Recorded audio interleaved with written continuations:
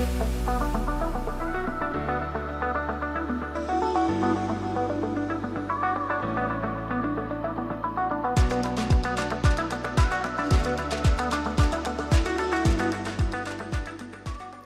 morning, everyone. On behalf of the Swiss Consulate in Vancouver, I would like to welcome you all today to the second event of the second Swiss Innovation Fest Vancouver with a focus on clean tech. My name is Tamara Shtanova, and I'm the Science and Technology Officer at the Swiss Consulate in Vancouver. So in my role, together with my colleagues who are present today, Stephanie Wunderlin, the Public Officer, and the Consul General Thomas Schneider, we are part of the public diplomacy team, and we facilitate connections between Western Canada and Switzerland in the areas of research, technology, innovation, arts and culture, as well as business. And I will be your MC this morning. I hope you had a little bit of a coffee or tea right outside, and then we have a good program today. We'll start with the welcome speeches as well as with the panel discussion, and then there will be time to network and mingle later today.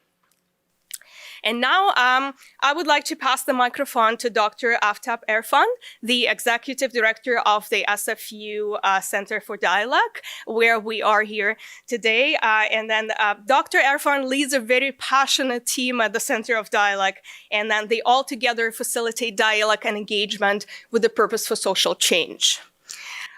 Previously, she served as the City of Vancouver's inaugural Chief Equity Officer, and then she is a long-standing scholar and practitioner in the field of inclusion and social justice. I encourage you to seek conversations with her later today during the mingle session. I believe with a background of environmental science and urban planning, she will bring a lot to today's conversations about smart and sustainable cities. Fun fact, I just read recently that Dr. Aftab Erfan is cautiously optimistic about the future of humanity. So that's something that she mentioned a few years ago. So I was wondering if that's still the case. Yes, absolutely, coming up.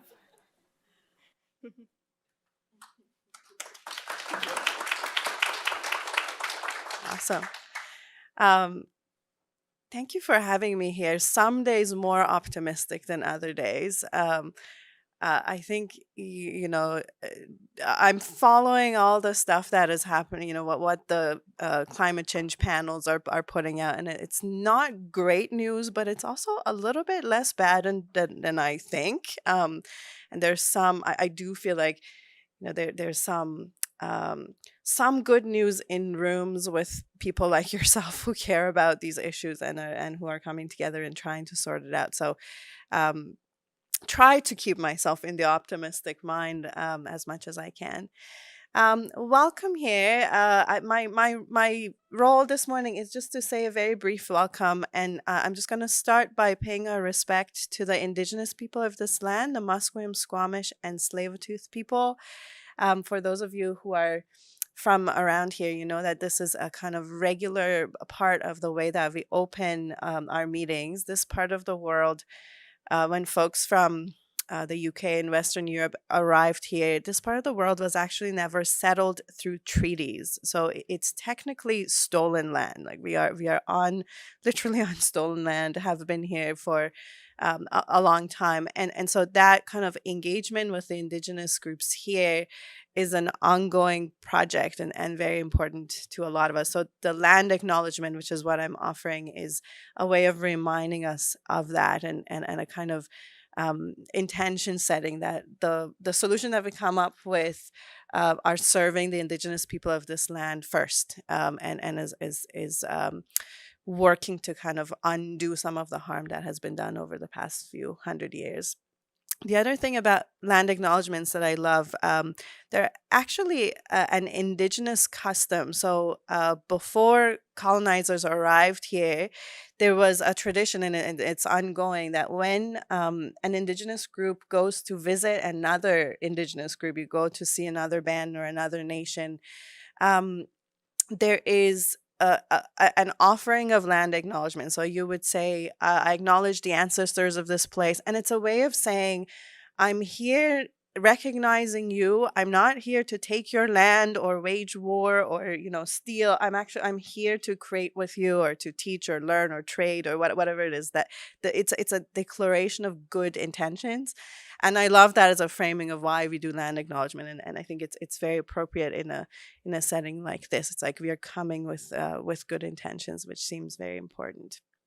I just a word about the Center for Dialogue and maybe this building a little bit. One of the funny things about Canada is that we set up here with the United States, and I think the most of the world sees us as kind of this North America. But in terms of governance, the innovations and democracy, we actually have a lot more in common with Europe and with South America. So a lot of the experiments that are happening in Canada are similar to ones happening in Switzerland and elsewhere in Europe and other parts of the world. So the one that I'm thinking about at the moment is the innovation of residence assemblies or citizens assemblies, which is this idea that you bring a representative, kind of like a mathematically representative subgroup of the population of, let's say, a city or a nation or a province. You bring them into the room to deliberate about important policy issues, and then you take their direction. Ideally, you take their direction. And so, it's like a lottery system, and they're kind of chosen to represent the whole spectrum of the community. And the first of those assemblies actually happened in this building downstairs in the Asia Pacific Hall about 20 years ago. It was a residence assembly for electoral reform in BC. And at the time, president of Simon Fraser University chaired that assembly. And then there's been a lot of uptake elsewhere in the world of that model. We are currently here working on 3 residence assemblies at the municipal level, focusing actually on city issues, the creation of community plans. How do you integrate environmental and social considerations together? So that's a very alive conversation here. And I'm happy to chat with folks during the break and after the panel. Really glad you could come. I hope you enjoy the morning today. Thank you for organizing. Cheers. Thank you very much, Dr. Arfan, for hosting us today and for your wonderful kind words. With that, I would like to turn the floor over to the Ambassador of Switzerland to Canada and the Commonwealth of the Bahamas, Olaf Kielsen. Mr. Kielsen has been part of the Federal Department of Foreign Affairs since 1994, and then he has held various diplomatic roles, including postings in Moscow, New Delhi, Warsaw, Brussels, and Athens. And then we're very grateful to have Mr. Kielsen as the head of our diplomatic mission in Canada, and also bring in his extensive experience in economic affairs and cross-border collaboration. The floor is yours, Mr. Kielsen.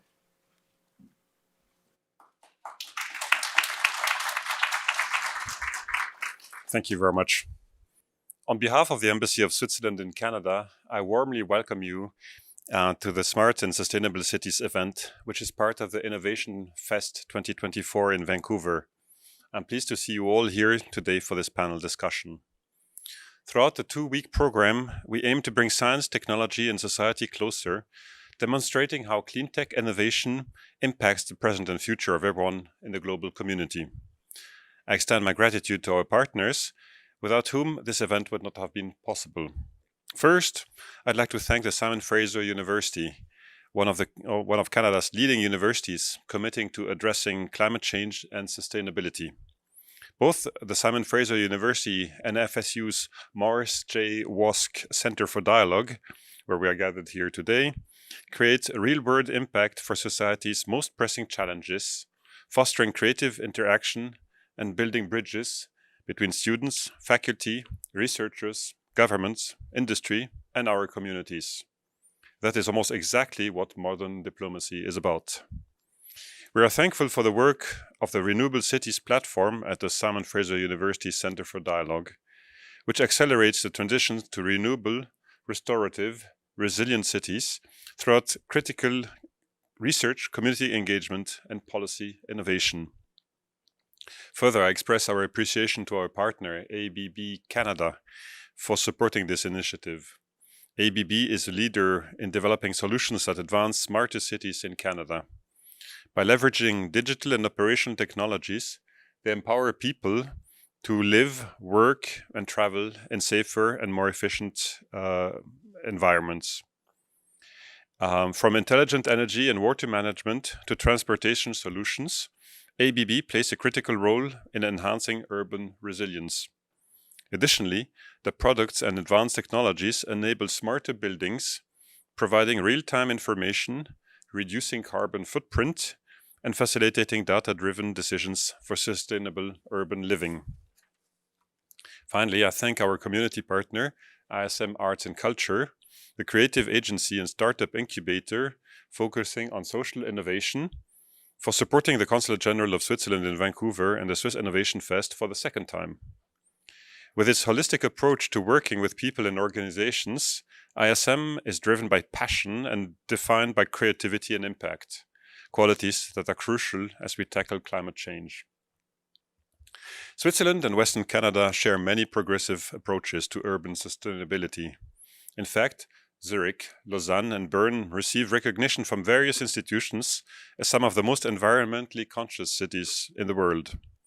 Similarly, Vancouver maintains its status as one of Canada's most sustainable cities, with one of the lowest greenhouse gas emissions of any major city in North America. Moreover, many other cities in Western Canada are actively implementing smart city strategies, including Edmonton, Calgary, and Kelowna, to name a few. With sustainability taking precedence in governmental, academic, and business sectors, both Switzerland and Canada stand as front runners in promoting green initiatives and fostering urban innovation. And yet, there's so much to learn from each other as trusted partners. I firmly believe that the multi-level and multi-stakeholder collaboration is key, the reason why we're gathered in this room. Today, our distinguished panelists from Switzerland and Western Canada will provide a practical look at how to achieve net zero carbon targets in cities and how we can work together to make cities more resilient and sustainable. Throughout today's panel discussion, I hope you will learn more about Switzerland and Western Canada, how they are pioneering smart city initiatives and laying the groundwork for further sharing of expertise in smart technologies that improve the quality of life for urban communities. Indeed, the present and future of humanity are urban. Switzerland and Canada have great potential to inspire other nations to change. Before concluding, I would like to thank and congratulate the Consulate General of Switzerland in Vancouver for their outstanding work in initiating, organizing, and carrying out this Innovation Fest. It is, of course, a teamwork, but I would like to highlight the roles played by Consul General Thomas Schneider and by Tamara Shtanova, who have devoted so much energy and time to the success of this program. I wish you a pleasant morning and an enjoyable rest of the Swiss Innovation Fest. Thank you.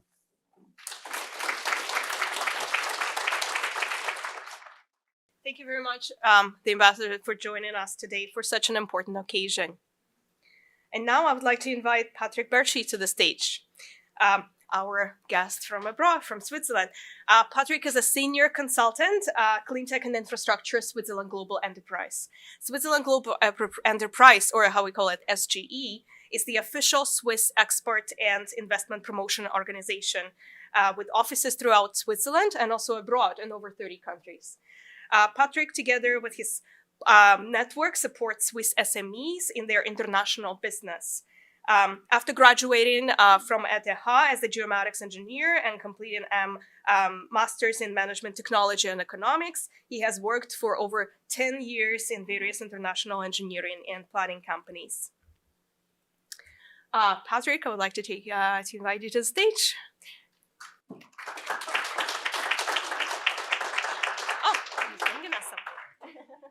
Thank you. Ladies and gentlemen, my big hobby is running. And as you have heard, I graduated as an urban planner. And my current occupation is trade promotion. So this combination, it's very horrible here in Vancouver. Why is it very horrible? So, because it's not horrible because there are no possibilities to run here. It's horrible because on the nice running trainings, I see so many things related to urban and rural planning, as well as to clean tech and business opportunities, that I always have to stop, to look, and to take photos. So at the end, my runs here, they take forever, and the distance made is almost zero. And of course, I always make a comparison to Switzerland, my home country.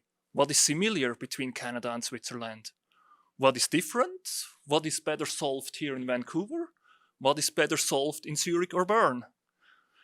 And this brings me directly to the topic of the Cleantech Fest. Where can Canada and Switzerland share experience and learn from each other?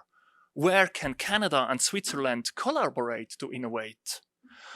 And already after one run in Vancouver, the list of topics to collaborate is quite long. It's about public transport for urban areas. It's about walkways and cycling lines. It's about sustainable powering systems, not only for e-cars, but also for heavy vehicles. It's about energy efficient buildings. It's about the urban renewal by, at the same time, the protection of building monuments and cultural heritage. It's the efficient production of renewable energy under difficult weather conditions, when there is hail, when there is rain, when there is snow.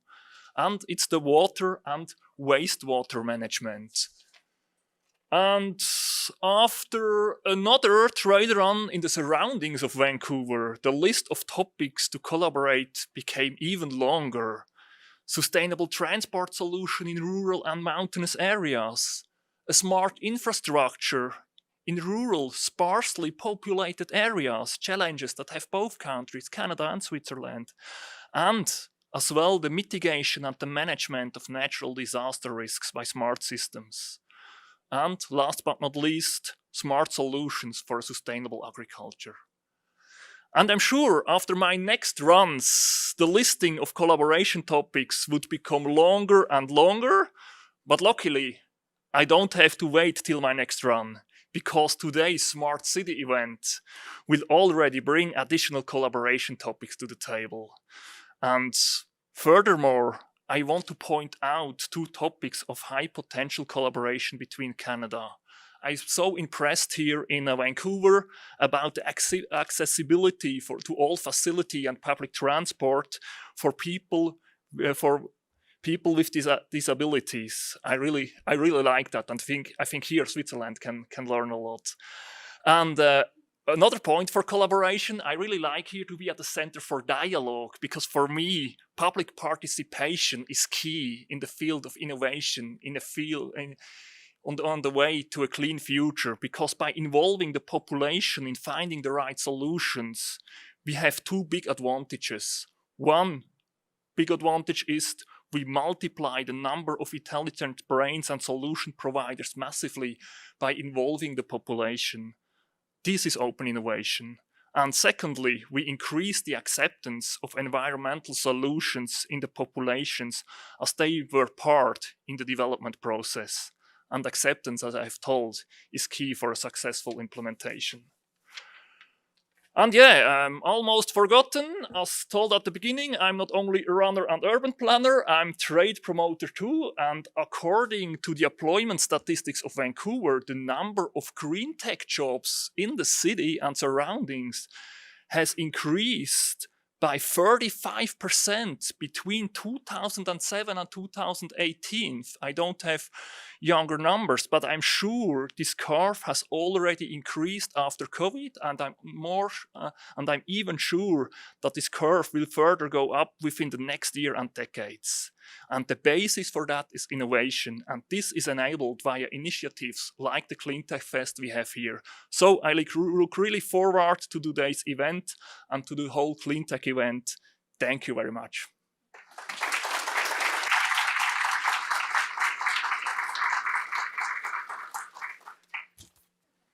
Thank you, Patrick. I know you have your running shoes on, but please don't run away. We have a lot more with it today. Okay, great. And now I would like to invite our moderator and our panelists to the stage. I'm curious, how many of you have taken public transit today? Good, that's such a good number. I think it's the right time to start talking about the path to net zero in the city premises. I would like to first introduce our wonderful moderator today, Kristi Shalla, the Innovation Commissioner from the Swiss Business Hub USA. Kristi is a senior smart city consultant, and she brings about 15 years of global development expertise today to the room, spanning across US, Asia, and Europe. She's also a published book author. Her book just came on Smart City, just came out a few days ago, so kudos to you. Currently serving as the Innovation Commissioner at the Embassy of Switzerland in Washington, D.C., she specializes in fostering innovative ecosystems. So prior to her role in D.C., she led project development at the Center of Transport, Innovation and Transport in Barcelona, cultivating public and private partnerships in smart transport and smart city research worldwide. Her focus areas include urban mobility, smart city development, and international expansion. And fun fact about her, she is since we're talking about cities today, she's a lucky city's charm, because every city she visits, they win a national or international championships. All right, Kristi, the floor is yours, and I would like to invite the panelists to the stage as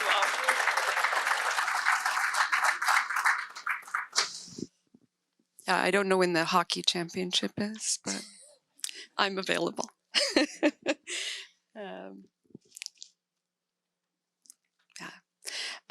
So I'm going to let each of the panelists introduce themselves. I always think that's a little bit more effective. We'll start here with Sandra Phillips, who is the founder and CEO of MoveMe. Thank you. Yes, founder and CEO of MoveMe. Have two hearts in my chest, the Swiss one and the Canadian one. Have dual citizenship. Been here for a long time. Not going to count the years.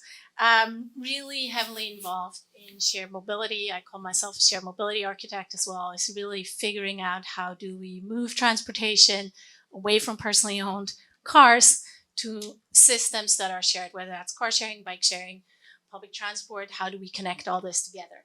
I've been at this since 2010. I'm actually one of the people that got one of those green jobs when there was the green job initiative in 2010 with Car2Go, introducing that program here in Vancouver. I've done projects on shared mobility across the globe. We're very unique. MoveMe is very unique in our expertise, and I've worked on all inhabited continents on projects on shared mobility. Fun fact about myself, my favorite travel mode is actually multimodal. So I don't like to pick, and maybe it's because I just don't like to make a choice, but I actually like to stitch things together. Thank you, Sandra. And I'm very excited about this because I actually, even though I don't live in Canada or in the Vancouver area, I know of MoveMe and a lot of the work that you're doing. So I'm excited to hear things that you have to say. Our next panelist is Leanne Sawatsky, the interim executive director of the Simon Fraser Renewable Cities. Thanks. Yes, my name is Leanne Sawatsky. I am interim executive director of SFU Renewable Cities, and we are an initiative based at the Wosk Centre for Dialogue. These are complex topics that we're talking about today. And at Renewable Cities, we understand that cities are facing huge and complex interconnected issues. So we have siloed actors, we have entrenched systems. And so we're working to address some of these challenges through two sort of main forms of activities. One of those is through research, applied research, and some analysis. And really, we do that with the intention of feeding into our work on engagement. And this is where we're interested in convening a diverse set of actors to really work on these challenging topics together and to look for durable solutions that can address a multitude of challenges that we're facing in what sometimes we refer to as a polycrisis. Ultimately, our goal is to help cities to become more equitable, livable, and resilient. And so we're hopeful that this approach will help contribute towards that. We share SFU's vision for an inclusive and sustainable future. And we know that societal systems do not automatically transform when we have technology or technical know-how at our fingertips. It takes more than that. We're working in times of complexity, and we need tools that can help us to address that complexity. And for us, dialogue is one of those tools.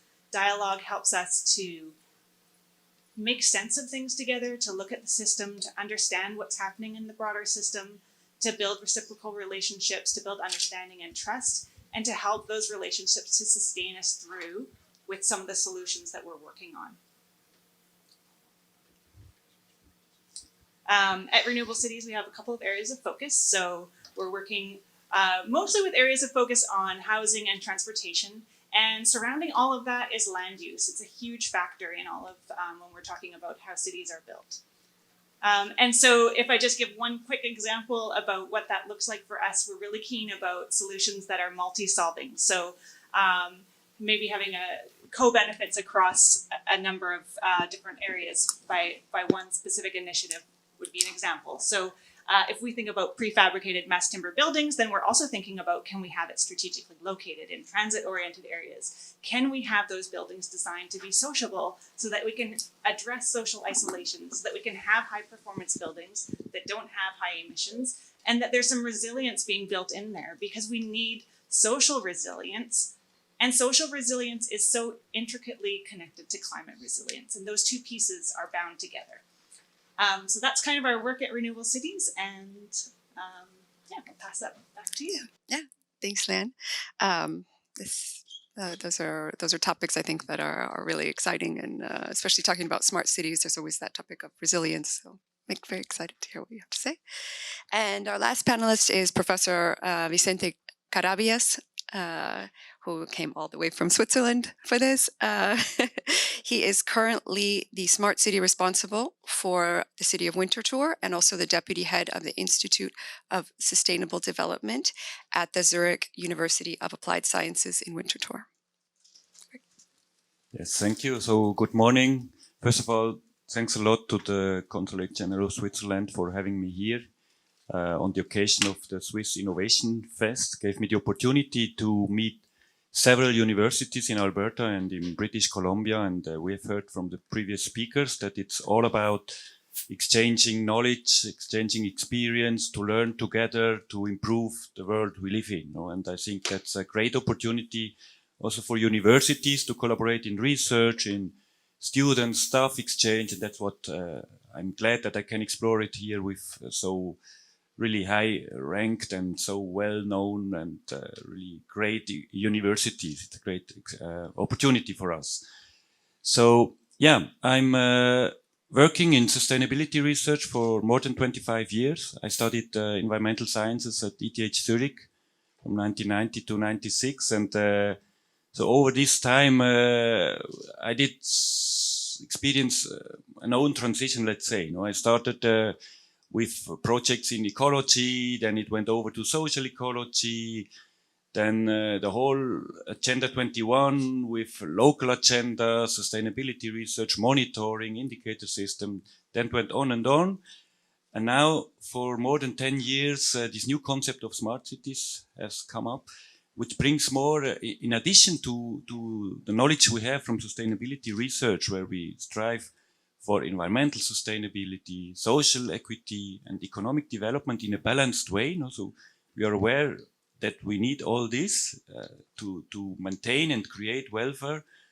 We have now more and more opportunities through modern technologies, innovation development. And I think that's how we understand the concept of smart city. It's a holistic approach with a clear purpose of supporting cities, municipalities, regions to become more sustainable and in a smart way. So we need also educated people. That's why I think it's also great for universities to work on that. And it's all about technological, but also social innovation, to bring that all together. And so my part-time employment at the city of Winterthur is interesting because it allows us to strengthen our collaboration, to get insights. What are the needs of cities, municipalities? How can we best support them, help them to achieve the goals to address the challenges we are facing, and nice synergies also for our students, that they can really work application oriented, and the same in research. Thank you. Great, thank you. So let's start. My job at the Swiss Business Hub in the United States is really to promote the innovation ecosystem in Switzerland. And I promote that to North Americans. And we always say that, Switzerland is the most innovative country in the world. And when you're speaking to North Americans, that's sometimes difficult. They say, really? We are the most innovative in the world. And so but it's always a productive conversation. I think the thing that we try to stress, though, is the different approach to promoting innovation, or the different approach to innovation. I think in Switzerland, it's very collaborative, and we really focus on bringing everyone to the table. My feeling is in North America, it's a little bit more competitive, trying to promote innovation through competition. So in the urban environment, there are so many challenges that have come up, and there's so many pressing needs because of the way that that innovation has been approached up until now. So maybe we'll start with Vicente. You really have kind of a dual role in that you're involved in the theory at the University of Smart City Building, and also the practice in the city of Winterthur. Can you talk a little bit about setting up kind of an ecosystem for innovation in urban development, given those two roles that you play? Yes, thank you. So I think we have heard from our previous speakers the challenges we face in urban development, and what we can do. And so, well, in the city of Winterthur, we try to bridge these different stakeholders through positioning the city as an urban living lab.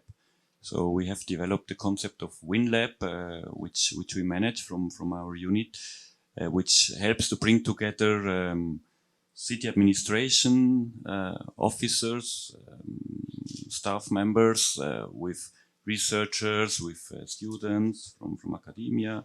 First of all, the locals, Zurich University of Applied Sciences, where I'm working for, and also with startups, with companies, because at the end it's all about implementation. And then we need also the companies, industries, which help us to promote that. And not to forget, if we look at this quadruple helix, of course, people, no, it's all about the citizens, so those living in the city, those working in the city. So it's important that from the beginning we know what are their needs, how can we best support them, because I mean those are the persons living in the city, and I mean we are very much service oriented working, no? We want to accommodate that and all together, but of course I mean from research we know what we need to do also to maintain a future life, for the future generations, no? So we strive for supporting this Sustainable Development Goal 11, which is about sustainable cities and communities. And in Switzerland, we have now also main focus on energy transition and addressing climate change issues. So I think all this comes very much together in urban areas. Now we have really a major need to address these issues. Thank you. And Sandra and Leanne, can you comment on how the innovation ecosystem maybe is a little bit different here in Canada as opposed to Switzerland?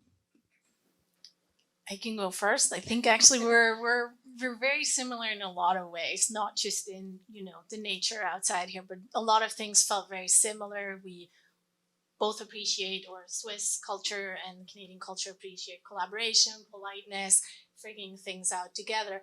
I think the one thing that I realized coming from Switzerland and working, and we'll talk about that project in a little bit, on a multi-stakeholder project with public transport and three private operators offering different shared mobility services, is that one of the things that come natural to a Swiss is that democratic process on like negotiating with industry, with public administration, making sure it works for the citizen takes time. it takes a lot of time and patience, and you need to build trust, and that doesn't happen very quickly. I worked in the US for over a year, just like you mentioned, it's a lot more competitive, and the patience to work through this and build the trust and get the data, from research and academia and build it in, that's just something that naturally, honestly, came to me. And I didn't realize it until I was in that project and realized it's actually a unique skill set. And having that neutral position also of just, we figure out something that works for everyone, and it's very pragmatic. I would say the other thing that Swiss are, they're very pragmatic. You have all these different stakeholders, and obviously everybody has their own agenda, but what works for everybody together, and how can we find that one piece? And so that was key. As I said, we'll talk a little bit more in detail about that Riedling project, but that was key, figuring out what could we all agree on. And the thing everybody could agree on is we all want to get people out of their personal card. So we just came back to that every time we hit another roadblock. So I think we're very similar. And then there's a few things that just, I don't know, it's almost like, do you drink it with the water when you grow up in Switzerland? I don't know. Leanne, do you have any comment? Thanks. It's interesting, just actually I'm picking up on you saying it takes time.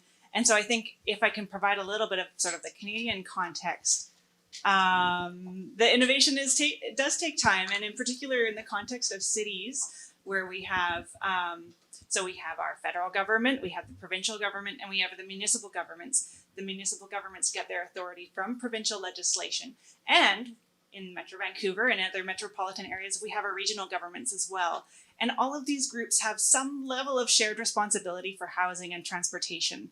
And so if we think about how we have a shortage of housing and how we need more permanent transit funding in place, these are all really challenging topics, because it all takes time to get the collaboration between all these layers of a cake, and to overcome some of the policy inefficiencies that we're facing on these. So if I think about a specific innovation that I wanted, that sort of gets me a little bit jazzed, is there's an affordable housing project in Vancouver. It's called the Vienna House. And there's a lot of really interesting and innovative things that are happening with the Vienna House. But two of them that we at Renewable Cities get quite excited about is that one of them is that it's a prefabricated mass timber building. And so there's that low embodied carbon opportunity there. And not only is it prefabricated mass timber, but it's also being built for disassembly. So here we start to look at that full life cycle of carbon and really thinking about how are we building in a circular economy. So those are innovations that really get very exciting to me. The other one is about the built form of the building. And there is a lot of work that was put into the design of the building for being designed for social connection. And social connection is actually a huge piece for addressing social isolation, which is a very big determinant of health. And there's a group called Fluid Architecture, and they've actually developed a tool, a web-based tool. It's a publicly available tool to look at interactions that happen as a result of the way that the built form is and how a building is constructed. And so they were able to come up with some real numbers to say, here's what's really going to happen. You're going to get this % increase of interactions and potentially have that increased social connectivity that will be possible as a result of, just changing the way that you're orienting the courtyard and the building. So those are all really exciting. And very recently they've broken ground. The construction's starting. I learned about this. It was the very first event that I came to that was in person, coming out of COVID. And so I learned about it and I was so excited, and I kind of thought, oh, it's happening. And it was, but that was, it takes time. And so I think that's the pieces. Everything takes time, and we need things to happen quickly. Yeah.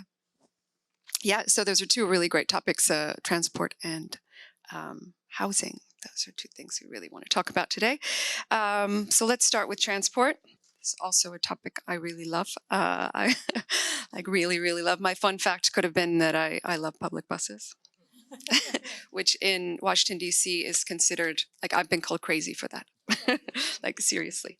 And I'm also really excited about transport public transport, because the transport's quite good here in Vancouver. And I was just in Switzerland 2 weeks ago, and it was just marvelous. I mean, I think I think the thing is that you can really set your clock by it. I mean, it makes life just more pleasant. It makes life more predictable when you know that the bus is coming when it says it's going to come. When you know that you can get to the station 3 minutes before the train's going to leave. I mean, you can really make so much of your time when it's so predictable and it's so dependable. So yeah, I could talk about that all day, obviously, but that's not what we're here for. I think we all want to hear a little bit more about RideLink and Sandra's experience bringing kind of a Swiss model of sustainable transport to Canada. And for those of you who are not from the region, RideLink, literally, the welcome emails went out yesterday. So it just went live. It's a pilot. It's a collaboration between the public transit agency TransLink, Modo and Evo, the two car share providers. For those of you, again, who are not from here, if you didn't know, we have the largest car sharing fleet in North America with 3,500 vehicles between the two. And about a third of the population has one or multiple memberships, or both, essentially. And the fourth provider is Mobi Bike Share, which is the local bike share. They are at 2,500 bikes, 600 are electric. So how do we bring this all together? Well, it took a long time, going back to the time. In 2018, TransLink released an open innovation call. Part of that was to figure out the question was, how can we create a more seamless experience for people traveling multimodal? Going back to your point about reliability and punctuality, that's really 50% of our decision around transportation is based on whether or not something is reliable. So that's a huge amount. We ran a pilot. So MoveMe essentially was brought in to kind of collaborate and bring all these stakeholders together, partly also because we knew the private side. So we knew the shared mobility side and the operators really well, and the ins and out of how that system works and what they're struggling with, from a software vehicle operational perspective. And so we ran the very first pilot, which was probably on nobody's radar in here, between 2019 and 2020. It was a purely B2B, so business, we targeted business employers pilot, and it was very, very basic, not very tech backed. The only thing we did is we turned the Compass card, which if you're from here, you have it in your wallet, I'm pretty sure, into the access token. But everything else was done manually, behind the scene, registrations, payment, etc. The results of that pilot, which ran smack through the pandemic, was very promising. We had about 60% that shifted away from their personal vehicles. They used to bring their cars because they had a meeting during the day where they felt they needed their car there. So they shifted away. And 30% tried a new mode. And in that 30% was people that tried transit for the first time. So that got us a Clean 50 award, which is a Canadian award for the program, but also got us some federal funding in addition to, the funding that the groups put together. And we're now in phase 2. Phase 2 is a pure consumer, still pilot. Going back, we have to also work this out with people that try it and use it before we roll it out to everyone. We have 1,300 spots, and I said the welcome email went out yesterday. We had over 5,000 people apply, and we had to select. And we had to select geographically representative because as much as some of the services, like Mobi is only available in the city of Vancouver, we wanted to make sure that we include the wider Metro Vancouver region. So it's very balanced that way. It has a couple of cool features, I think, and this is where I can geek out forever. But it's based on the first pilot, as I said, it was not technology enabled with the exception of the access card. The biggest feedback we got, they wanted an app. They want an app to register, plan their trips, book the vehicle, and then pay. Everything through one. So that's what we have now. You register once, If you're from here and you've registered with both Moto and Evo, you know one of the pain points is you have to submit your driving record to both. You then have to call ICBC to send them. It's a bit of a complicated process. This is all unified. You do it once. If you're approved for Evo, you're approved for Moto and vice versa. You're just approved for cars here, basically. So that meant we standardized the process in the background. Not technology, but important. You submit your payment detail once, but when you use it, it actually still shows that you paid Mobi for a trip or you paid Evo for a trip. So you still have transparency on what you actually did. This is a very nerdy, geeky detail. If anybody wants to talk to me about clearinghouse and payment systems after lunch, happy to do that. I learned way too much about it. But it's actually a really important piece to understand. And we kept the Compass card as the access token. So that's still, because that was one of the things people loved about Pilot One, that they could just use that one card that they still already had. Going back to your question, why? And why was I so passionate? You could think, 2017 to 2024 is quite a long time. I obviously grew up in Switzerland and had the experience with SBB of using anything really. And I never owned a car in Switzerland. So I had a mobility membership and a GEA and then eventually Halb Dogs. That's how I got around everywhere. I grew up in a small town that used to actually have a train. It doesn't have a train anymore. It's now all buses, and I could get anywhere. And so that freedom of being able to go anywhere, I thought if we could just stitch things together here, that would be beautiful. It started with a TED Talk, actually, where I just pitched the vision in 2017. And then TransLink did the Open Innovation Call and just all came together. So very happy. I've been very distracted this morning because I've been running one last test on the app. As of next week, the 1,300 people that got the welcome email will download the app and start using it. So it'll be exciting. It's a 1 year. We'll collect all the data, baseline survey. There's a lot of data collection and analysis going on.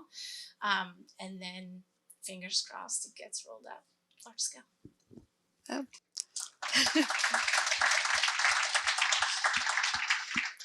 Sounds amazing. And I've studied payment systems as well. So I know that payment systems, it's so much more important than you think it is. And it enables you to do so many things. I also love that you use the word freedom because I'm from Nebraska originally. And I went to high school in Montana, which isn't very far from the Canadian border. And I always hear people talking about cars, equating it to freedom. And so when I was in college, then I went and studied in Germany. And I really noticed that I equate public transportation and communal transportation with freedom because it's kind of freedom from the responsibility of a car. It's, so it's definitely a different outlook. So Vicente, do you have any stories that you can tell, or can you tell us a little bit about sustainable transport in Winter Tour and some of the projects you're working on?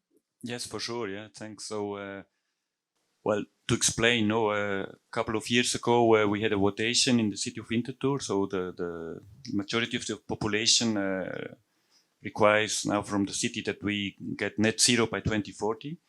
So, and that's clear for us that if we look at the major fields of action, we have buildings and then transportation. I'm always telling to my students, if you look outside the window, it's clear where we need to be active. And that's something what the city of Winterthur is really promoting. First of all, sustainable mobility. We have heard it. So to enhance the infrastructure with bicycle lanes, we basically convert local streets into bicycle highways to enhance or facilitate to go from the south to the north in a faster way. And pedestrian, so walking mode is also very important. And in addition, of course, promote public transportation, but it's clear this will not be sufficient, to achieve by 2040. So we need also to electrify transportation, to install more charging infrastructures for electric vehicles, to promote that. And I think, yeah, what Sandra said, no, this combination, this multimodality of transport modes, that's something which the city and which we want to offer to all the citizens, so that to have really that freedom.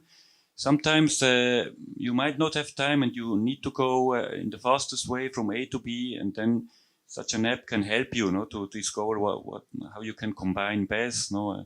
We have also developed at our university an app. It's called Mix My Ride, where you can mix. You can mix walking with bike sharing, with carpooling, with public transportation, with other means. You're connected to the train. So we have heard you need also a reliable public transportation system. So luckily we have that in Switzerland. That helps us for sure. Then we are now following also this concept of 15-minute city in Europe. In Winterthur we call it even 5-minute city. So to have all the coverage of your basic needs, so very close to where you are, so that helps also in reducing transportation. So if you live close to your job or your school, then of course this would help. And if you have recreational areas also close by. And so I was impressed to see that here, with the Stanley Park, so in this area, I think you're really too good. And with bike sharing system, works perfectly. It was very easy for me.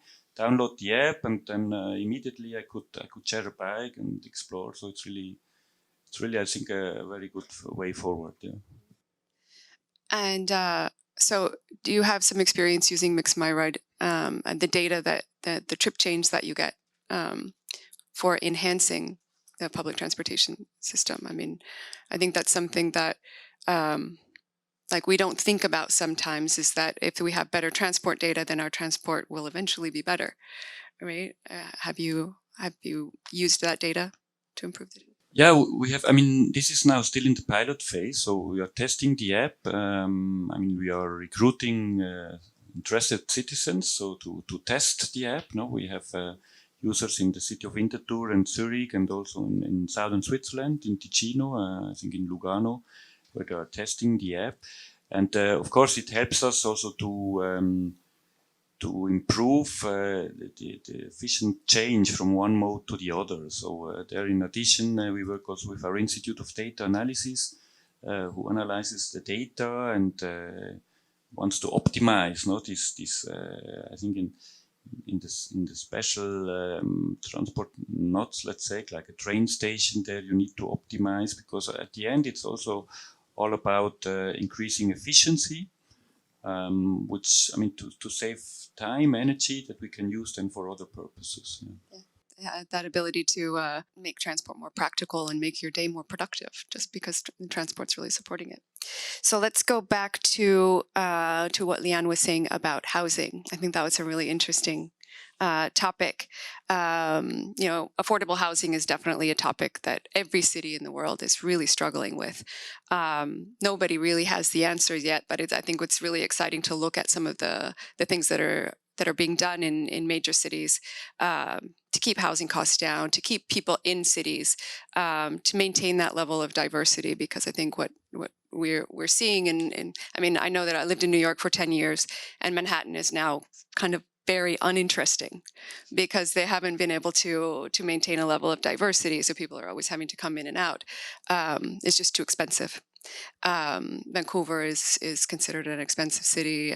Switzerland is definitely considered expensive. So maybe Leanne would like to hear more about the Vienna House and the circular economy efforts to kind of keep some level of diversity in the city through affordable housing. Yeah, I think any of us from Vancouver, from BC, from Canada, we're very familiar with this housing context that we are living in. It's a huge topic, so I don't pretend to have all of the answers. I think one of the fundamental challenges in the Canadian context is that our housing is not simply a dwelling for us. It is a little bit of a status symbol, and it is also hugely an investment.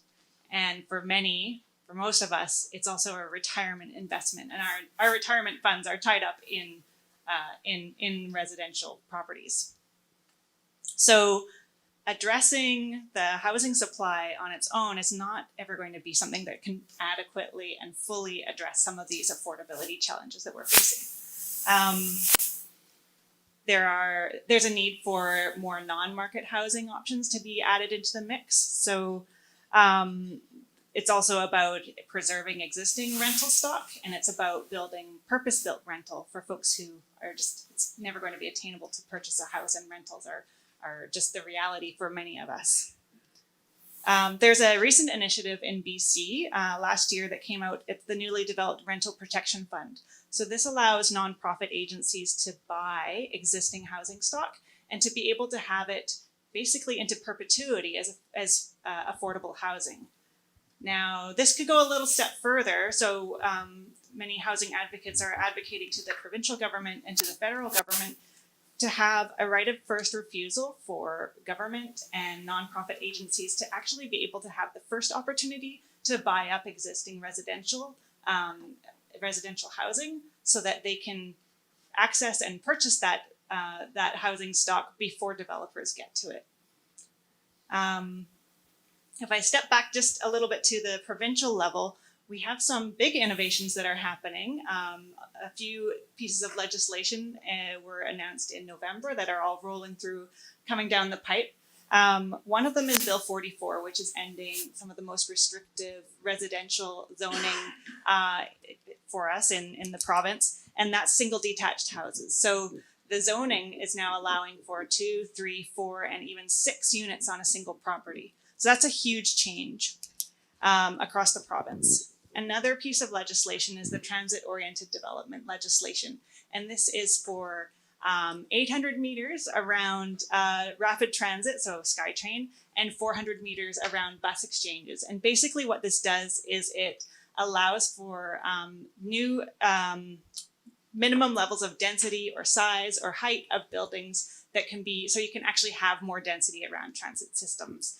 And it also removes some of the minimum parking requirements. And so these are really massive changes that are underway right now. There's some super ambitious timelines, and they have potential to transform the region, to transform our affordability, our livability, and to make our cities more sustainable. And if I come back to where, put my dialogue hat back on again, it's being received with a bit of mixed reviews, and understandably, because there's a very fast timeline. June is one of these upcoming deadlines. There's a very fast timeline that mayors are struggling. Even mayors that are supportive of it are saying, we're struggling. We don't know how we're going to have the human resources to actually implement some of these requirements. And so that's where I say, where's the opportunity here to have some conversation and to sort of work through some of these pieces so that we're moving towards consensus on pieces where we can, and not just working through coercion or domination. Thank you. Sounds very interesting. Vicente, maybe you can talk a little bit about the Swiss model. I know I've read a little bit about some of these housing co-ops in Zurich. You know, I don't know if in Switzerland there are micro apartments, but there are some solutions that are kind of coming up the pipe. And what are you guys doing in Winterthur? Yeah, sure. So I think most of the Swiss cities, and not only Swiss cities, that they strive really for maintaining a social cohesion. So to try to mix people in the cities, as we have heard, in different zones. And so we do the same in Winterthur. We have throughout the whole city, we try to have buildings where we sell properties, but then most of them are really rental. I mean, most of the apartments are rented by the citizens, by the people in the cities. And so I think an interesting approach is really to have this non-profit cooperative housing model. So these are private initiatives, but they follow a clear purpose, to offer apartments, different sizes, affordable apartments, and they are subsidized by the municipalities. In addition, we have also social housing programs from the municipalities. But I think the most innovative are really these cooperative housings, because I mean, they're very much forward-looking, so they see the potentials. They integrate already renewables when these are new constructions. they have already in their district the model of sharing. So they are aware that most of the people, sometimes they have guests, but you do not always need a guest room. So you can have shared guest rooms. So when you have a guest, then you can share an additional, you can rent an additional room, and then you can give it free, like in a hotel, no, to the next guest from another family. So I think there are really innovative ways. And then I think these cooperative housing models, they are really interesting in that perspective, because it's like a small community. You know, they engage also very much in bringing together the people, so to enhance the quality of life. You know, to address also like not to feel alone in a city, no, in a big city, but to really enhance this community building. And so I think a good example is the cooperative. It's called More Than Living, because they offer really more than living. No? So they offer also opportunities to engage. They offer the same place, also childcare and rooms where you can meet, cafes. So I think everything you need, no, to have a good quality of life. That's great. It's the sharing economy in housing. I think it's a good solution. Okay. Let's move on to the topic of energy. I think we can't talk about smart cities or resilient cities without talking about energy. So again, it's decarbonization is a buzzword where we're constantly talking about how we're going to power cities to the future. I mean, Canada is a very resource-rich country, and Switzerland is a very research-heavy country, and so it seems like this is an ideal marriage. I wonder if maybe the three of you or whoever wants to start this one can talk about how you see Canada and Switzerland working together with these advantages to really come up with more innovative solutions in energy and decarbonization. I don't know who wants to start. You want to start? Shall I start? Yeah. Oh, okay. So, well, I see a huge potential for, first of all, for research collaboration, because I think in both countries, universities are very much at the forefront of energy research to come up with new solutions, and then also with products. No, I think in Switzerland we are very proud, not that there are already collaborations. I think this afternoon we will be visiting Harbour Air, which is going to use a Swiss battery. So there are already these kind of collaborations. So to enhance this electricity powered aviation, so that helps as well. But of course, in terms of buildings, so we have still a huge potential. We went up to the tower next year, and so from above, that there's still a huge potential also here in this area, or I think in all Vancouver, to install more solar power. And probably this is something which will happen in the near future. We heard or learned yesterday that, of course, you have the majority is hydropower, but that you will lack probably hydropower in the future, and that you need additional energy sources. So I think solar power is nowadays is really an energy source which pays off. So the return of investment is very fast. So it's really interesting to invest in that kind of energy sources. So I think I think together we can develop further innovations and see different ways of how to integrate the renewable energy systems within the city. Canadian perspective. Yeah, I mean, in talking with our partners, I feel like there's no shortage of opportunities for innovation and no shortage of challenges and interesting, like, oh, what would that look like? And where I start to think, I wonder what that looks like in the Swiss context and what we can learn from you. So thinking on the research side, thinking about if there's some case studies, what are some key success factors or lessons learned or challenges that we can sort of learn from and adapt to our own context. I think that would be really helpful. A couple just kind of quick topics that are of interest. Grid optimization. So thinking about how, when we're at the planning stage of buildings, how are we planning for that solar? How are we planning for charging of EVs, but also the battery storage to be integrated into the building right from the start, from the planning, and not as an add-on later on? Another one, we're talking about decarbonization of buildings, new buildings, retrofitting existing buildings.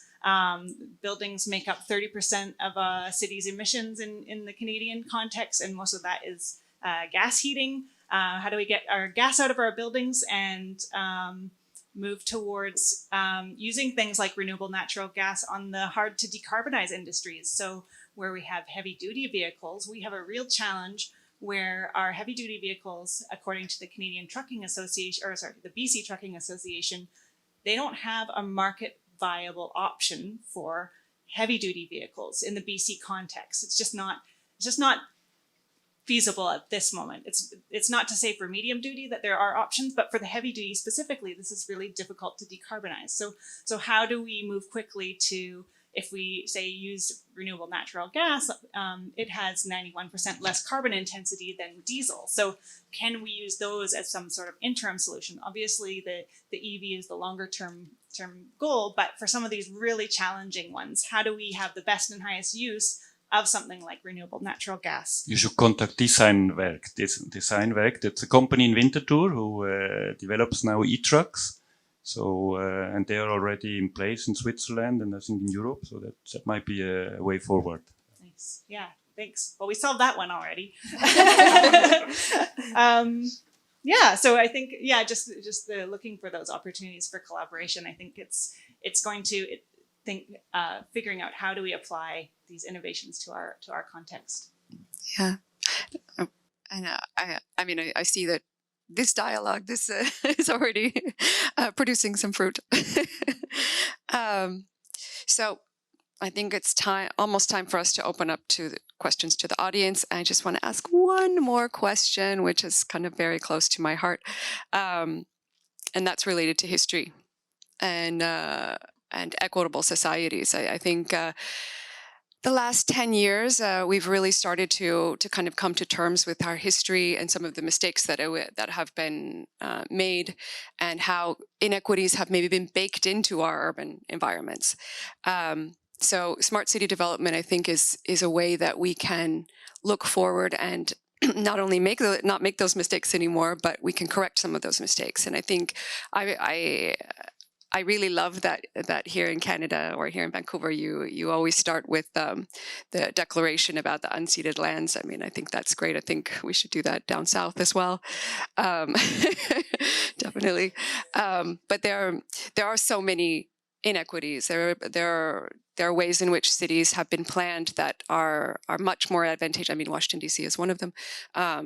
Certain neighborhoods are definitely advantageous, and other neighborhoods, they don't have transportation or they have poor infrastructure. So I would just love to hear, maybe we can start with Leanne again, how smart city development can support equitable development and maybe correct some of these social injustices. What are your thoughts? Yeah, just one more small topic. It's such a complex problem that we're facing in BC, and other jurisdictions have other complexities as well. Each community is unique in terms of what the considerations and the context is, and so my approach tends to be more process-oriented rather than prescriptive about what exactly a solution is going to look like.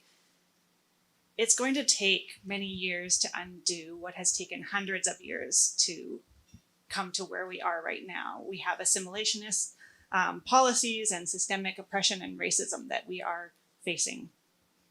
And so for me, when I think about, if we're talking about correcting past harms, then we're talking about one of those parts is about reconciliation, and a really important part. And there's basic pieces that we have.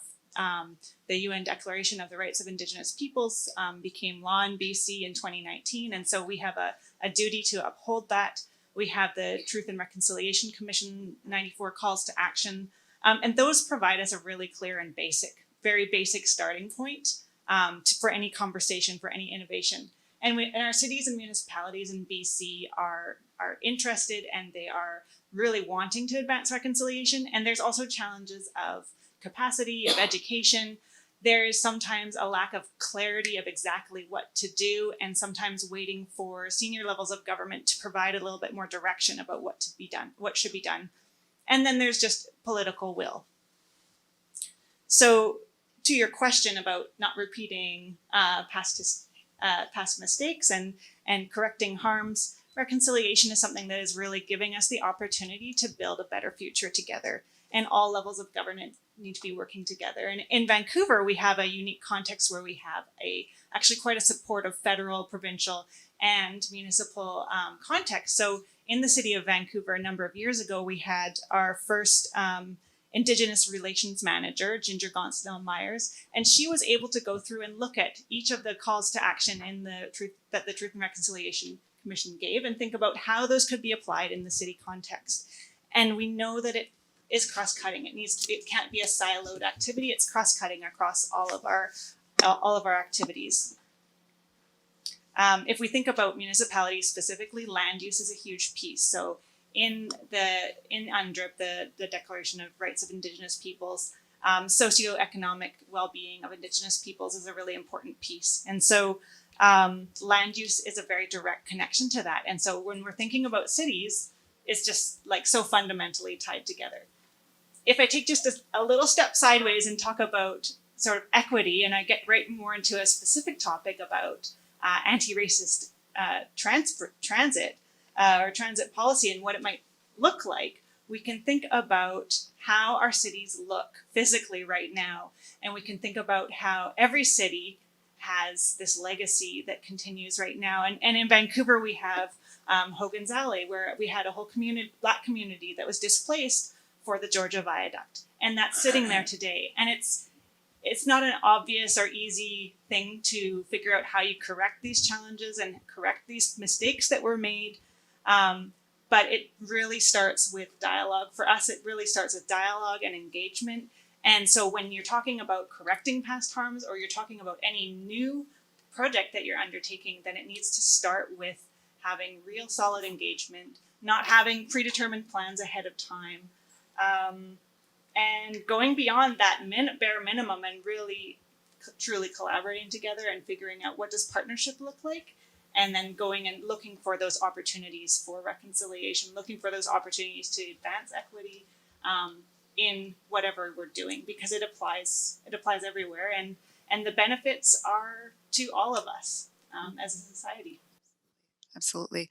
Sandra, I'd love to hear what you have to say about transport equity. And I know that much of the work that you're doing is really about transport equity. So, yeah, so you asked about inclusion, diversity. I have to admit, as much as I love the shared mobility space, because I really think we can't just shift to zero emission vehicles, we actually need to move to shared zero emission vehicles.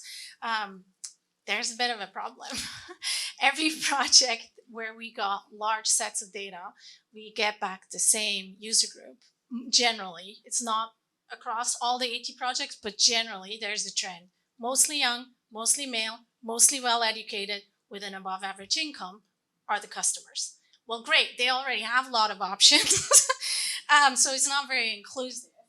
And part of it is, I am now a firm believer, part of it is if you look at who's building the shared mobility system, because it's at the intersection of engineering, software development, well, guess those are exactly the same groups. So we're having this inherent design bias, and how do we get past that? And I think one of the things we have to look at is how do we support people like, if you don't know them, look them up. Isku Air is an Indigenous, female-owned airline based out of Vancouver, their main focus is to connect rural communities. Well, guess what? Because Tara Fraser, who is the founder and CEO of that airline, that's what she knows. She built something to serve the needs she understands best.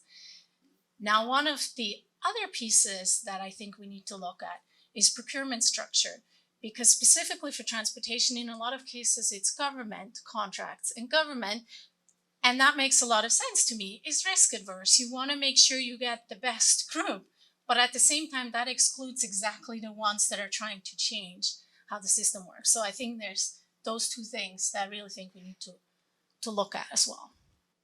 Yeah. So diversity of teams, definitely very important. Vicente, do you have any comments about maybe it's already something that's kind of well underway in Switzerland in the act that you bring a lot of people to the table always, but how are you enabling kind of more social inclusion and making sure that it's not just the same group and you're really providing equity in your smart city approach?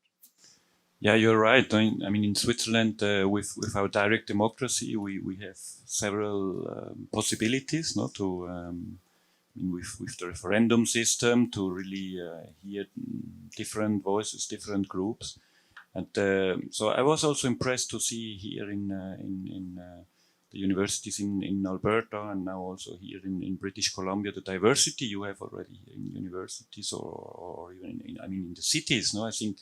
That helps us to really build up these more respectful relationships among different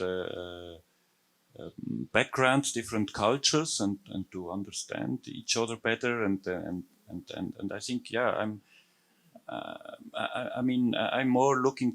I mean, I know we have to acknowledge, know where we come from, but. Well, I work more for the future, for our future generations, and I think that all helps us. No? So what we do in addition to the systems we have is in Switzerland we use now also the digital possibilities we have to enhance inclusion. Of course, not to forget those who are not digital natives, but we can do that even in the neighborhoods where we have then a kind of a network of access points, no, like the local libraries or NGOs or churches that they can help. So you can access, for instance, to the city administration, also to a city app. So there are, in addition to a physical desk, you have other possibilities for interaction and also among the citizens. No? And we have also a co-creation platform, which helps also to bring together different stakeholders, startups with larger companies, with researchers, with city administration. I think we can use also digitalization to enhance the cohabitation and the living together. That's great. Okay, so we'll open this up to questions. Anyone have any questions? Start with you. In the conversation at the beginning, you all spoke about the time necessary to develop trust through democracy. I was really fortunate as a kid, as we spoke this morning, to travel to Switzerland for ski trips with our family to a town where my father used to work. I saw methane collectors way back then. Those were not new things. We're talking over 40 years ago. I was there for ski trips. I have a 15-year-old, 16-year-old, and 17-year-old kid. I don't have, my urgency is such that I don't know that we have time for traditional processes to build trust and democracy. But it has to be the underpinnings. We can't get through what we face without that, without the collaboration, without the sense that we can trust what you're saying, that in this room we have trust in each other to do the right thing. How on earth do we expedite that trust process to face the challenges we have now that are so immediate, but have to be solved, as you've already indicated, on that democracy and that trust? How can we go faster? Is that what you're...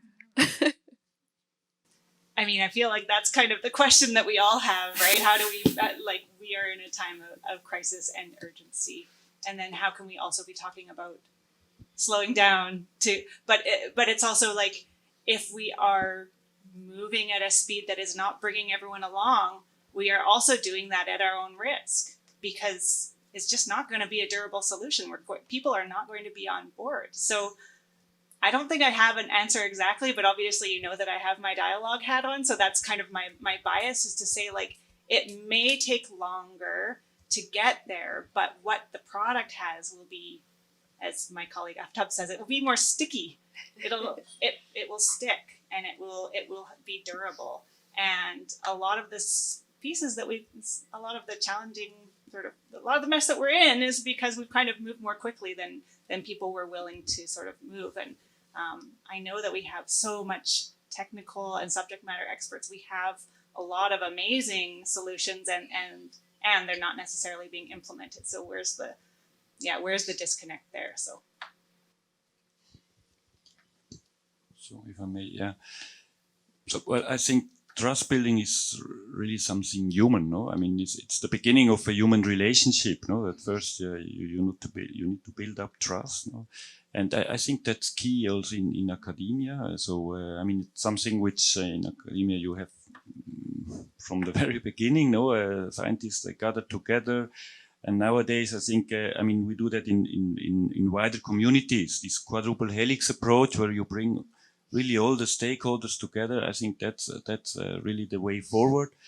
And I don't know how it is here in Canada, no, but in Switzerland, I mean, the national agencies, they really want to take advantage of the expertise also in science. Or for instance, Swiss Federal Office of Energy, they have large energy research programs because exactly they know that I mean, if we want to really have implemented the energy transition, we need to accelerate. So we need also research to accelerate. So they promote with huge research programs, the acceleration, so the development of innovations which can help us there. No?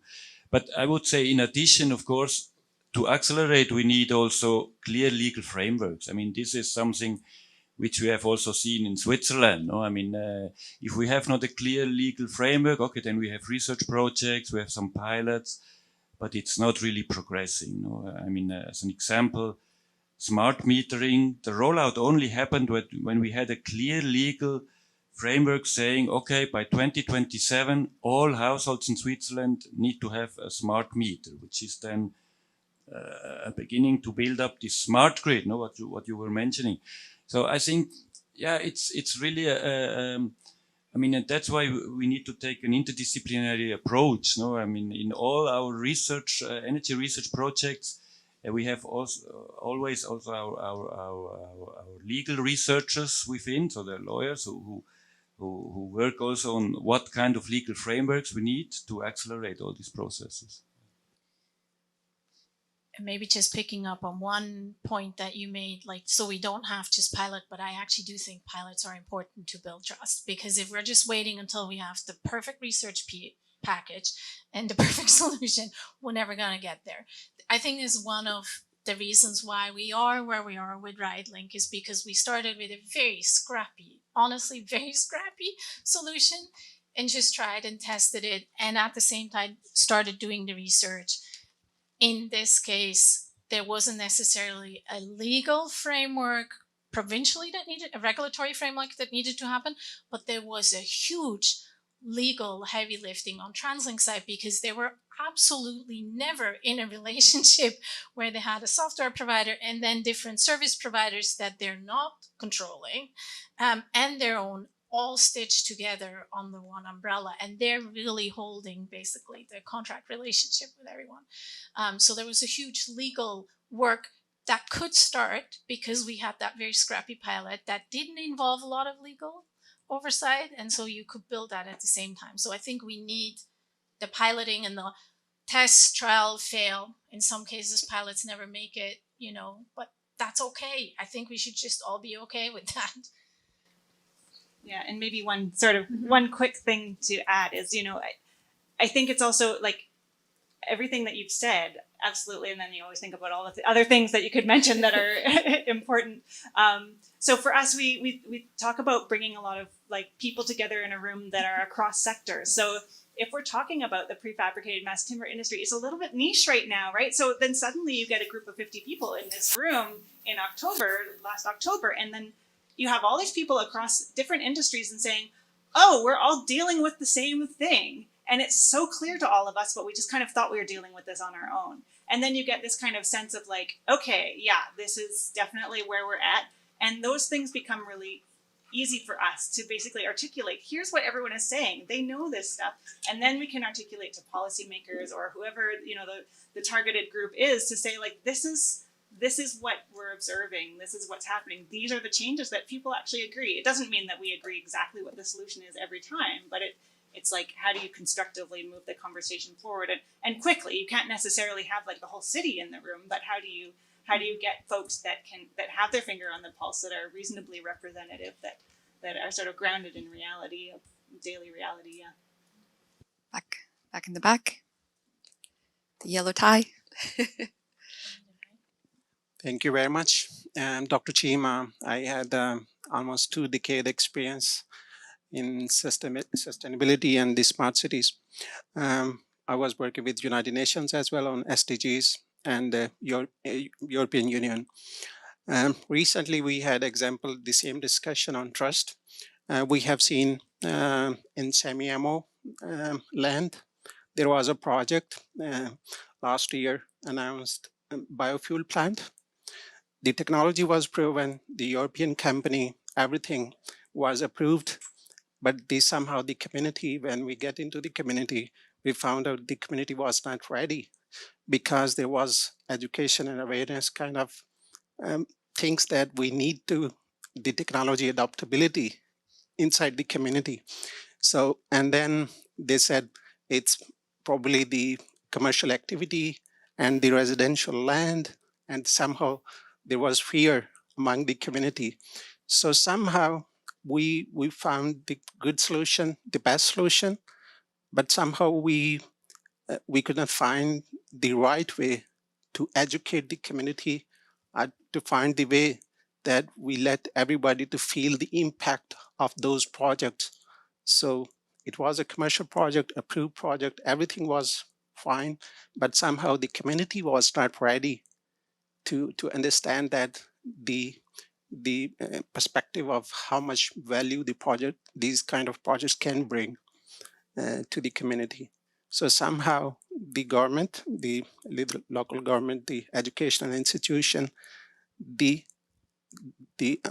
fear among the public of these kind of projects, and what is going to happen if these kind of initiatives will come, and how much the emissions, the local emissions, the neighboring emissions, how much the quality of life is going to bring the value to the people. So that is something very important. When I went to the public, I felt there is kind of education gap that, and most of the people, they don't know what net zero city is, what smart city is. If you go to the public, you talk to the public, they say smart means digital. That means something China was doing, surveillance.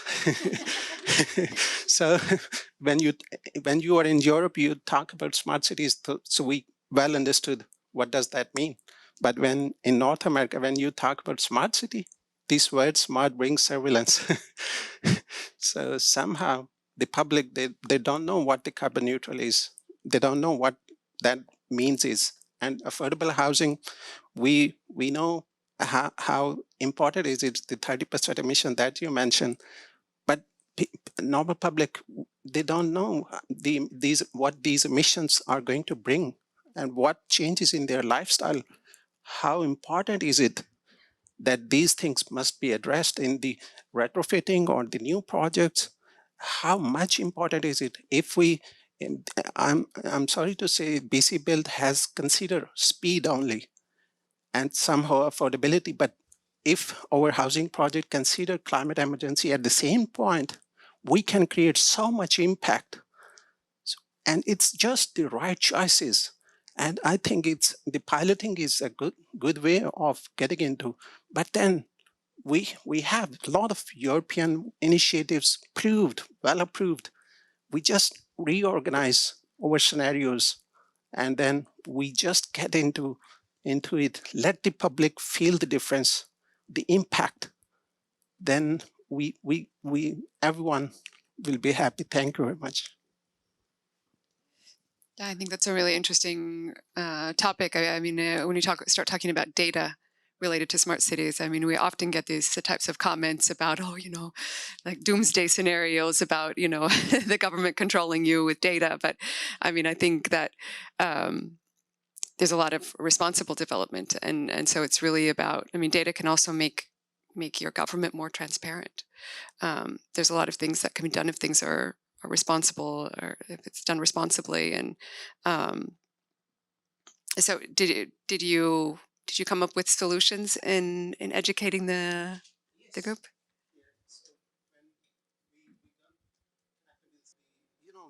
Zero waste lifestyle, the net zero lifestyle. Europe is way ahead. There are a lot of success stories. Europe has made huge success in the last 15 and 20 years. I was the part of those kind of, committees as a scientist. So we found a lot of ways. So, policy institutions and universities, they help us finding solutions, but somehow every region, we just need to figure out the right choices for the immediate short term, mid-term, and long term. If we know the art of making those choices with planning, we can get things done more quickly. Even if Switzerland is talking about 2040 net zero, right? Somehow we can get achieved even earlier. And the Canada's 2050 plan, somehow, if we put efforts, all the departments, if come together, put the effort, let the public feel the difference, right? Then we can get this achieved even 2035.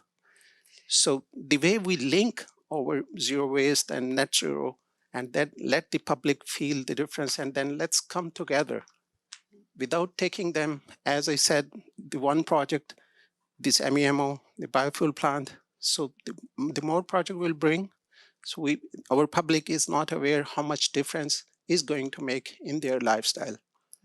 So net zero lifestyle, zero waste lifestyle to the public, and the solutions somehow, smart way of implementing and planning those solutions. We will talk about solution in the in the break. So it sounds like this is a good ending to the talk, because what you're saying is that you want to use Europe as an example. Yeah. And all the good work that's been done in Europe. So and believe me, we need people to translate, to relate those solutions. Professor is here and our university is here. Somehow, when we translate from one environment, from one country to another country, why we need piloting? The technology somehow is proven in Switzerland, right? And then when we do piloting here, that means we just trying to make sure that our circumstances, the environment, the conditions, we just want to ensure that. But we don't need pilot to take so much long time. The problem that I'm having right now, that our piloting is taking so much long time, and we get so much long because the technology is already proven. We don't need piloting for so much long. Just get it short, get it approved, just change the conditions, get it approved, and then replicate. The impact of replicating must be understood by the public, by the region, by the government.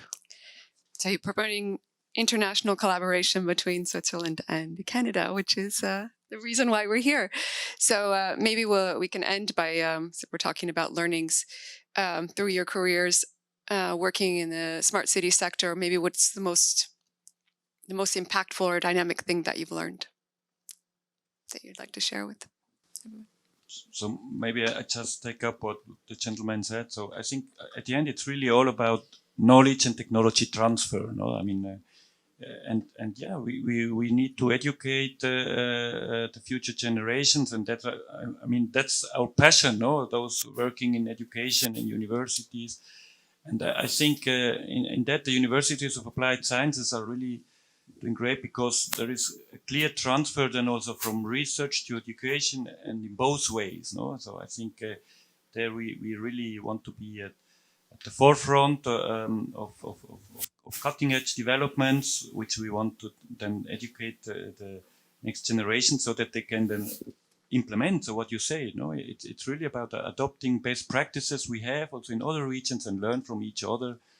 And in terms of communication, information, I think media play also a key role. No? That I mean, to really transfer the findings, the insights, the information, so that everyone is aware and gets a clear picture of what we understand by smart, sustainable cities. Thank you. I'm thinking about how I keep having all of these fascinating conversations with people from all of these different sectors and thinking like, oh, that sounds like a solution. And then I talk to that person about that context that they're dealing with. Oh, that's very complicated and complex. And just thinking about how each of us are really, we all have like a pretty strong, we're all subject matter experts in a specific thing, right? And it totally varies with our lived experience and with our education and all the things that we bring. And so I just I think the thing that I'm carrying with me and learning about is just how to be really curious so that I can make some of those connections when I'm, and really listen so that I can, figure out where some of those useful connections might be made. This is so funny because I was just going to say, I'm like, obviously I can't decide just one thing. So I have three things. But one, echoing what you just said, is this mindset, I call it flux mindset, like things just constantly change. I think that's the other thing. Maybe it used to be different when my grandparents were building things. I don't know, really, because I obviously wasn't there. But today, things constantly change, sometimes even beyond our control, right? So I think that open mindset, that flux mindset, going and figuring out the fear of failure. It took me a long time. And that's maybe also kind of Swiss heritage, very risk adverse. Let's make sure I really know all my data points and just going for it. And that bridging that gap, understanding that it's sometimes okay, even if I don't have all the answer, because the environment might change anyway. And then I think the last thing is getting outside of our echo chamber. I love this and I love all stakeholder engagement thing, but actually really on the street, having conversations with people that are telling me that they can't use shared mobility for lots of reasons actually enlightens me way more sometimes in my work of what we should maybe be doing different than, like, as I said, I love all of this, but I think really going outside of these meetings is the other big learning, because ultimately it's about changing minds and behavior, and that only happens with the connection with everybody on the ground that is outside. Do we have another question over there? Sure, we have people online watching as well, and they were able to submit some questions. So one of them would be, how is smart and sustainable planning keeping pace with current and future changes in demand? For example, post-pandemic home working, increased use of electric vehicles, etc. So, what we have seen during the lockdown is really the fast upcoming of digital interaction means. No? And I think we can see everywhere, but also in university, we use that much more for interaction, also at the international level.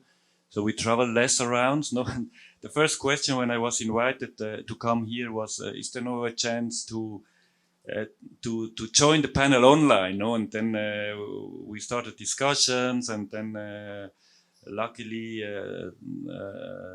the organizers managed to organize a great program, so that it was really also worth, to fly over to meet people. But I think, now, to follow up, our next steps will then all be online, no? Because we have now an initial gathering. We know each other, we trust each other, and from now on we have the digital means, so we can really continue online, so that will save us transportation, save us energy, greenhouse gas emissions. So I think that's really something, what we take with us, and what gives us also more flexibility, that sometimes we can work from home, we can work from wherever, and we can still be connected. I think in that, digitalization is really doing great. So, and the second question, I think, if we were talking that we want to achieve net zero also in transportation, I was saying that we need to electrify also more, and for that, Yeah, it's clear. I think that was addressed also by Leanne.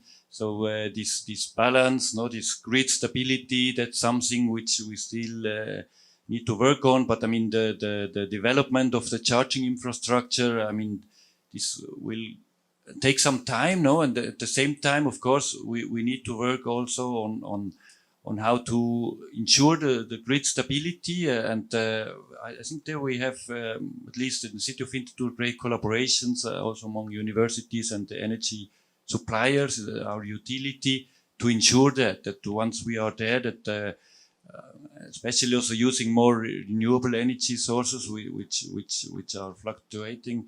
So of course, it's something we need to deal with, but we are working on that. Yeah. And we have one more that we would like to ask the panel. It was about material. We heard about mass timber, for example. So where do we go with resources, innovation in building materials, etc.? Where do we stand with innovation there in Switzerland and in Canada? There's a lot of innovation going on in Switzerland in that area. I think kind of on a smaller scale, but material science is something that we're focusing on a lot. Like I promote battery technology a lot, and so it's recycling materials for batteries. We also focus on just kind of recycling cement, recycling any type of material. I mean, if anyone has questions about that, I'm happy to send them information about what's happening in Switzerland in that area. Yeah, and there's going on lots of research in building material. We had also a chance to visit BCIT, where we have seen how they take advantage of the experiences we have in isolating buildings, so towards zero energy buildings. I think that's also something which can learn also from the past, no? When they even built thicker walls, and in the south, no, you had really a cool atmosphere inside the house despite having more than 40 degrees outside. So I think that's something where what we are working on in Switzerland. We have different research institutions like EMPA. It's the Federal Institute working on material research, and what you mentioned. No, I think we are working more also towards circular buildings. So to recycle construction material, which will also help us in terms of energy transition and climate change. Thank you so much. Yeah. Thank you very much to our panelists.